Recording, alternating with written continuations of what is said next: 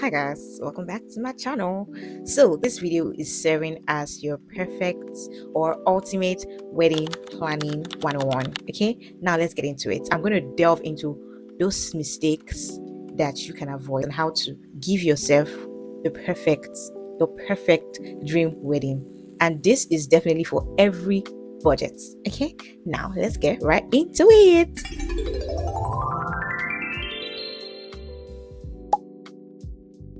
First of all, the first thing you want to make sure you do when planning a wedding is to have a budget. Okay, have a budget. Never say that your budget is too small. Never say that budget is too big. Always have a budget. It doesn't matter how much. Let's use naira for example. If your wedding budget is 5 million naira, you do not have to exceed that budget. The highest you can do is have like 5 million naira as your wedding budget and have extra 2 million naira for miscellaneous. Do you get my point? You get it? So that way, one way or another, you get a 7 million budget. Okay, but that 2 million is for only like expenses that just miraculously came up from somewhere. Okay, so why do you need a wedding budget? When you have a wedding budget, it helps you to know the kind of vendors that fit into your budget. Because if you have a 5 million naira budget, you cannot pay 3 million naira for food. You get my point? You cannot pay 3 million naira for food. It will not end well for you because you've not talked about maybe renting a car, you've not talked about accommodation for your guests or even for yourself, you've not talked about transportation, you've not talked about drinks, you've not talked about invitation cards if you're having one, you've not talked about, there's so many things that come up in weddings that make it really expensive. Okay, so if you have 5 million budget, you know that you cannot cook any food that's more than 500,000.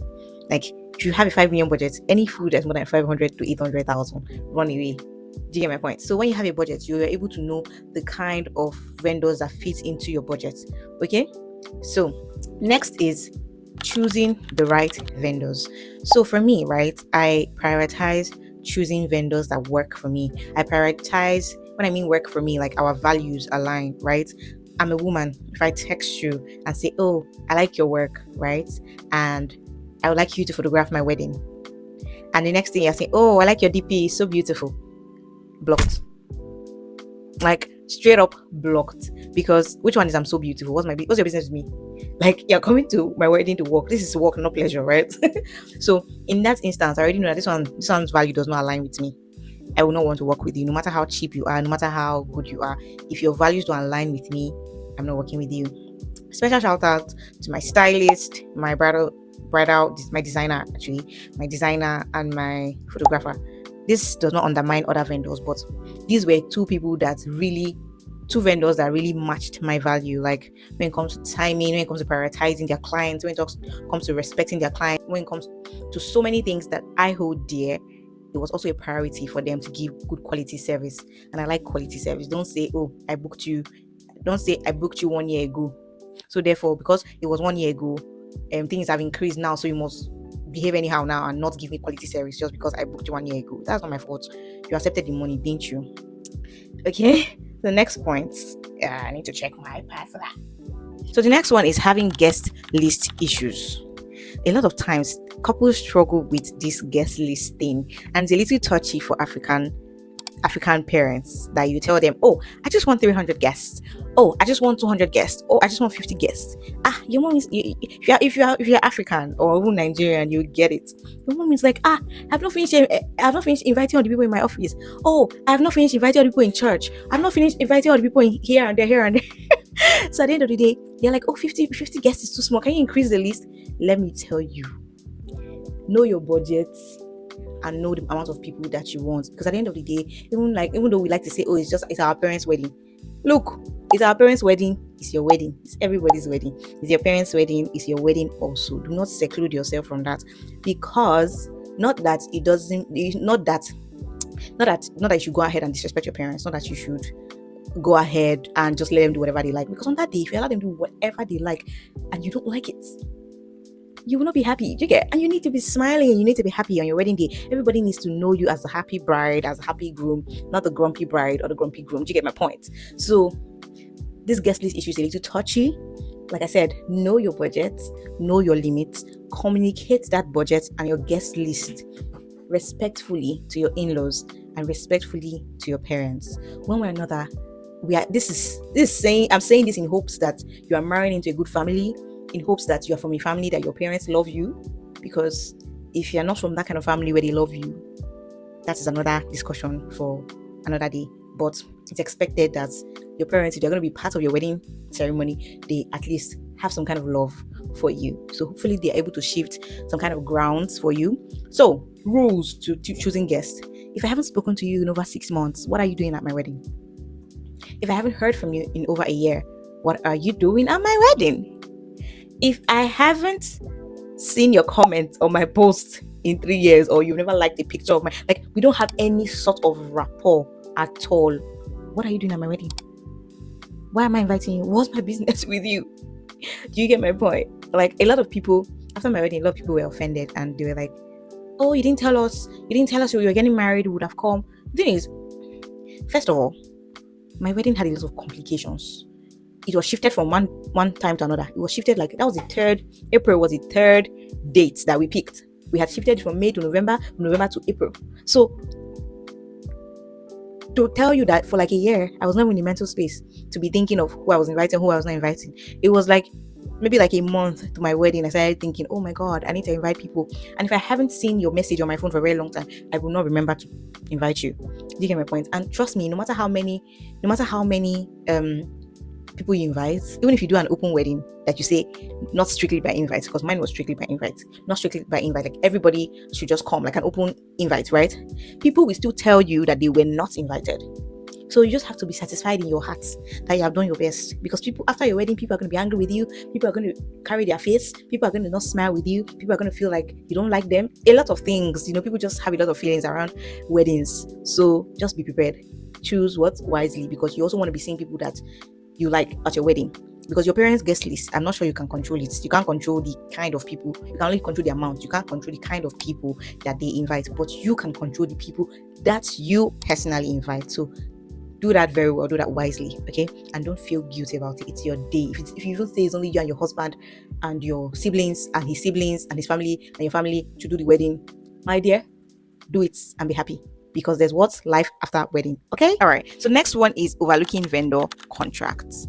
This is very, very, very important, because when you're planning a wedding, a lot of times you're not reading things verbatim. Okay, me, I'm a lawyer, so I know how to scan through documents without having to read it word by word. Okay, so for you it might be different, but just try. If you are too tired, give it to ChatGPT. Tell ChatGPT to break it down for you. Okay, because some of these vendors, they will tell you cannot book, that if you book them, some of their policies can be that if you book them 6 months after, 6 months prior, or maybe you change your wedding date, you will have to pay another 50% or 25% extra. Do you get my point? So you have to be very, very careful with the kind of vendors that you work with, and try and look at the vendor contracts that they give you, for the ones that give you contracts. Okay. And another tip to this vendor, another bonus point, is make sure you get an invoice for every transaction. Look, for me, I did not work with any vendor that wasn't giving me an invoice, except maybe like local vendors that I just knew personally. Every other vendor, if you don't have an invoice before you met me. Best believe when I'm giving you my money, you are giving me an invoice. You're not going to tell me I don't know how to generate an invoice. We had a stylist. The stylist I tried to book at first for my hair, he was like, he cannot generate an invoice. And I said, I'm not working with him. Fine and simple, you cannot generate an invoice. I don't understand. People that are generating invoices, do they have two heads? If you cannot do that little thing, that means you cannot listen to anything I'm saying. That was the vibe I got from it. And that's how I didn't work with him. Fine and good. He probably has other clients that are working with him. All right, fine, but it doesn't work for me, bro. So this is another point that people overlook. Next one, and very, very important one, is ignoring self-care. If I'm being honest, this was a mistake that I made. I don't know if it was I booked for a massage. I got a massage booking, but it was shifted, it was rescheduled, and that rescheduling just made it too tiring for me. I couldn't go for a massage. I wanted to get my facials. I didn't have time to do the facials because it was so overwhelming for me. It really was so overwhelming for me. I don't even know if I'm ready to talk about how overwhelming it was for me. So those of you that feel like I didn't invite you, honestly, I wasn't really thinking that way. I'm not the kind of person that's, honestly, I don't really keep people in my mind like that. So if I didn't invite you, it's because I probably didn't even have the chance. I probably didn't even remember. Like, I probably didn't even remember because of how overwhelming it was for me. All right, you get it. So don't ignore self-care. If you want to do your facials, you want to get your nails done. Okay, I think I got my nails done at least. Okay, I didn't want to have my lashes done, so that one was not even part of it in the first place. So I got my nails done at least. If you want to get your facials done, you want to get a massage, you need a massage. My sister, my brother, you need a massage before your wedding. Because see, when you do this, come back to this comment section and thank me. Your body is going to thank you. Your soul, your spirit, everything in you is going to thank you for having a massage before your wedding. Because on my wedding day, I was so exhausted. Like, nobody knew, but oh God, I had to fake it. I had to fake the energy everybody saw because I was so exhausted. So yeah, get yourself a massage. And if you need to isolate yourself before your weekday, don't let nobody make you feel guilty about it. If you need to go and book yourself into a hotel my dear, carry those your 2 shoes, run and go and do it. It is very, very, very important. Okay, you only do it once. At least that's a prayer. Do you get? We see this next point. This is a hill I am ready. I don't want to say I'm ready to die on. I don't like to be using extreme words, but this is a hill that in the next 20 years, come and ask me again. I'm pretty sure I will say the same thing. You see, as a bride, everybody wants you to please them. I'm not even joking with you. As a bride, your parents want you to please them. Your vendors want to be pleased. Everybody wants you to, your friends, everybody wants you to be pleasing them. My dear, don't do people pleasing. Don't do people pleasing in your wedding. Don't try to please everybody. It's not possible. You need some atom of people pleasing, okay? All right, to get by. I'm not saying that I don't believe when people say people pleasing. I don't believe that people pleasing is only negative, right? I have seen that it is a skill. It's also a life skill. It's a survival skill. You have to people please at least a little bit, okay? You have to learn to people please, because me, I'm a very hyper independent person. So people pleasing is not like a part of me. But I've learned that sometimes you just need to allow people have their way. It doesn't mean you are foolish. Do you get? So some atom of people pleasing is understandable, but just try not to do it too much in such a way that you lose yourself, because we want the bride and the groom to be happy on their wedding day. So no people pleasing, okay? Don't please everybody. It's not possible. Just make sure you're pleasing yourself, okay? Make sure you're pleasing yourself. Make sure your husband is happy, your wife is happy. That's all that you should care about. Everybody else should derive that happiness from the both of you, okay? All right, so don't people please. Don't stress yourself that much. All right. I was going to mention something after people pleasing. Well, I think basically don't lose yourself in everything, okay? Because wedding planning is a lot for brides. I always say it's like, I don't know what it's like to be a groom, but I do know what it's like to be a bride. Baby girl, baby boy. See, don't overstress. Don't let anybody nobody at all should overstress you on your wedding day, before your wedding. People will do it. The closest people to you will stress you out like this. But remember to look for a safe space and hide when you need to retreat and come on, because you cannot pour from an empty cup, okay? Okay. This one is for last minute people. Yes, this is for last minute people. Don't underestimate the time needed for your wedding. Oh, the time goes by so fast. It goes by with the wind. It goes by so fast. So you want to make sure that you are doing it. See, look, you should have at least 6 months to plan your wedding. At least, except you're in a hurry and you just want to, and you don't care how your wedding looks. You just want to do it and enter your husband's house and be fine. Okay? But you should have at least 6 months to plan your wedding. And in that 6 months, you should make sure that in every month you've done something. Like, it doesn't matter how small. In every month, maybe you've done like 2 or 3 things. Maybe you do 5 things this month. Next month, you might just do 1. Next month, before you know, when it is like a week or 2 weeks, you're like, oh wow, I've actually done a lot. Okay, so don't be a last minute person. There's so many things you cannot do last minute. Okay, except you're in Nigeria, where you can do so many things last minute. As long as you have ego, as long as you have money, you can do a lot of things last minute in Nigeria. But if you're abroad, you're in the UK, in the US, you're in Canada, whatever, trying to plan a wedding, anything last minute is gonna cost you times 2. Okay, so you want to make sure that you're planning your wedding ahead. Okay, so I think the last one, but not the least, except you guys want a part 2, then I will make a part 2. But these are the ones that I can remember off my head, offhand. Is it offhand or off head? Whatever it is, put in the comment section. Okay, not having a backup plan is the last, but not the least one from me. Always have a backup plan. Always. What do I mean? Like, things will not always go the way you want them to go. For example, I had an outdoor wedding. And that outdoor wedding was planned in a week. Yeah.